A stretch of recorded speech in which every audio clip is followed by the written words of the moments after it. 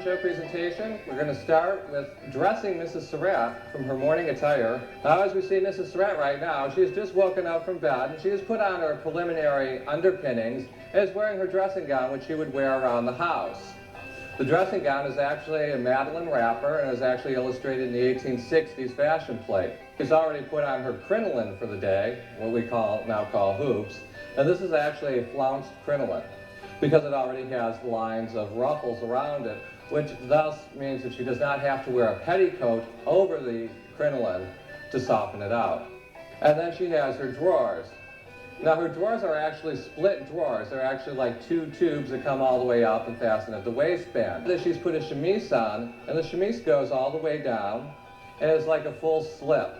This goes underneath her corset. And the corset is actually, the major portion of the corset is utilized to create a soft, curvaceous flow to the body. To get the proper form of the 1860s, the corset actually brings the body in, reducing the waist, and actually supporting the woman's bosom, which holds everything in place and creates the silhouette that is so sought after in the period. It's laced up the back. It actually has the clips in the front. Once the corset is adjusted properly, the lady should be able to undo it and put it back, take it off and put it on with the front clips only. The art of corseting oneself into an extremely small waist is actually not totally authentic. Some ladies who were very vain did do that, but it was more of a support item and also to give the proper fit to the fitted bodices that were so popular during the period. Now, over all of this, she has a corset cover. The corset cover actually acts as a one to keep the bodice cleaner and to keep the corset from rubbing against the bodice. Then she puts her crinoline on again, and this is the end of her underpinnings. This is everything that you put on before you put on your dress. You'll see on the skirt that the stripes go horizontal and vertical. They go vertical, going around, and then you're going to have the horizontal on the bottom. This makes the whole bottom of the skirt look wider. And the entire concept of this period was to make the skirt's bottoms look wide, to make the waist look small. During the period, glass buttons, bone buttons, and metal shank buttons were the most common and most favored. Wooden buttons were not popular. They only came in during the late war when there was a lack of glass and metal to be found to make the buttons with. So your metal shank buttons and your glass buttons are certainly the most common, especially when you're putting together a nice dress like this. Now, a couple other things to note. Mrs. Surratt has been widowed for several years, but she is a widow nonetheless. White is an inappropriate color for her ever to wear again. Her dress is in a subdued red, and she still wears a lot of black accents. But her jewelry, which we'll see here, the earrings, and then her bracelet, you can see the hair comb. These are all made out of gutta percha, which was first experiments in vulcanizing of rubber, the earliest forms of plastics. And these are all pieces of mourning jewelry, which a lady would start wearing when she was in mourning, when you could wear nothing of any color, when you wore the deep black, and you could have no ornamentation on your jewelry even. And it carries over, watch on, and now she's putting her hat on. During the 1860s, there was a dawning of a new fashion in headgear. The bonnets of the 1850s started to give way to more fashionable hats. And the hats could be as elaborate as one chose, not necessarily matching the ensemble that the lady was wearing. So you would have the hat, the veil in back was very common. Sometimes you'd have a veil all the way around. If you had a veil all the way around, they were usually continuously one unison length.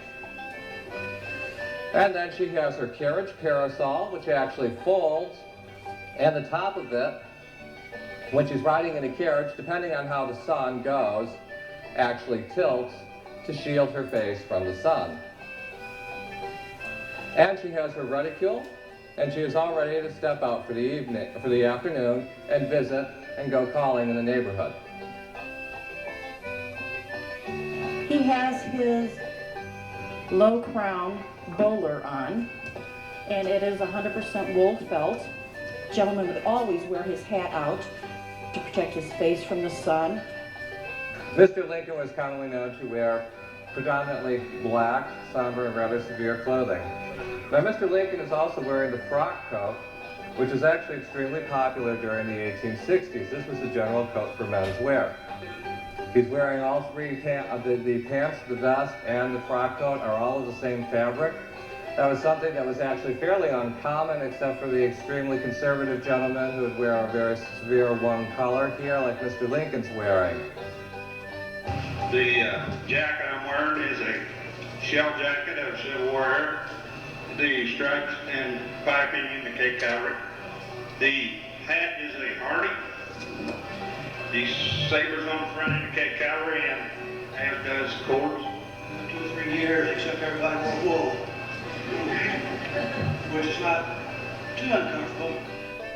I had old cotton button type suspenders.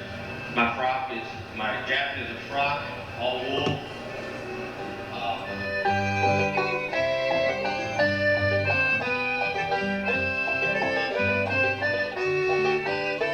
This is a ball gown.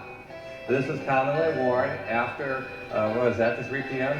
After 3 p.m., ladies could wear a ball gown. Gentlemen didn't wear their tailcoats until after 6. Is that the women wore the crinolines, or the hoops, but so did the children. Children during everyday play wear might not necessarily wear them. A lot of times their skirts and dresses were much simpler. It's interesting to note that short sleeves were common for young ladies.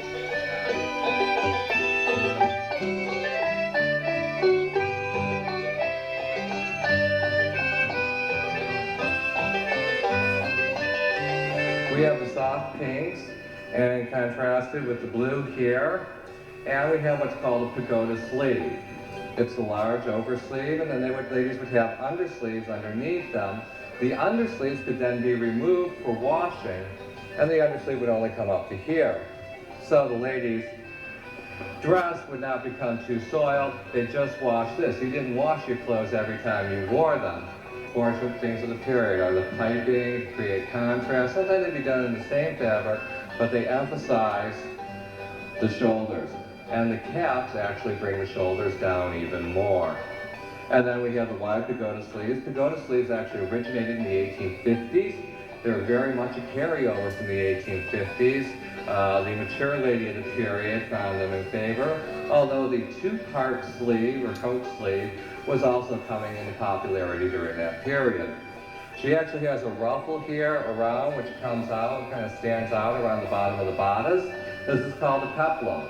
You'll see this over and over again in the period, especially in tea bodices and calling dresses. This is not something that the lady would sit around the house in. This is not anything that the lady would work in. So just keep remembering the wide to narrow, and again, you'll see it in the back. The wider to narrow, the drop shoulders, pagoda sleeves, the bands around the skirt. You'll see here she actually has the tucked pleats. A little bit later period here, and we'll show you a couple of the differences that are really key in this dress. She has what's called the leg of mutton sleeve. This looks like the leg of leg of lamb. You've got the large part up here, and large picture hats like this are of a much more of the what we call the Gilded Age. Typical shoes of the period, brogans, the square-toed shoes.